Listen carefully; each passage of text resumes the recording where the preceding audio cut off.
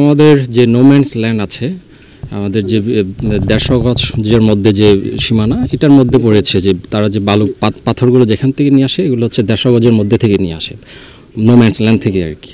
তো এগুলো আমরা আজকে হচ্ছে এগুলো পুনঃস্থাপন করার আছি আমরা। টাস্ক ফোর্স অভিযান, এখানে অফিসার ইনচার্জ আছে, বিজিবির কমান্ডার আছেন, সহকারী কমিশনার ভূমি আছেন। আমরা এগুলো আজকে পুনঃস্থাপন করব, আর হচ্ছে বালু যেগুলো আছে সেগুলো আমরা নিলামের মাধ্যমে নিষ্পত্তি করব।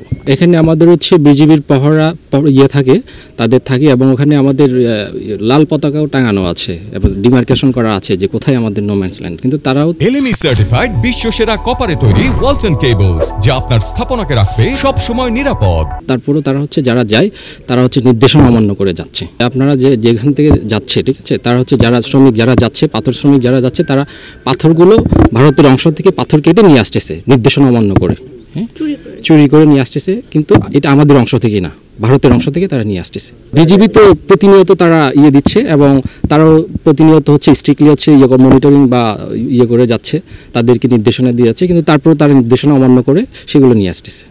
এবং এখানে পাথরের পরিমাণ আমরা এখনো এক জায়গায় উল্লেখ করতে পারি নাই, তবে বালুর পরিমাণ হচ্ছে প্রায় 40,000 ঘনফিট। হ্যাঁ, 40,000 ঘনফিট আছে, সেগুলো আমরা নিলাম দিব, নিলামের মাধ্যমে নিষ্পত্তি করা হবে।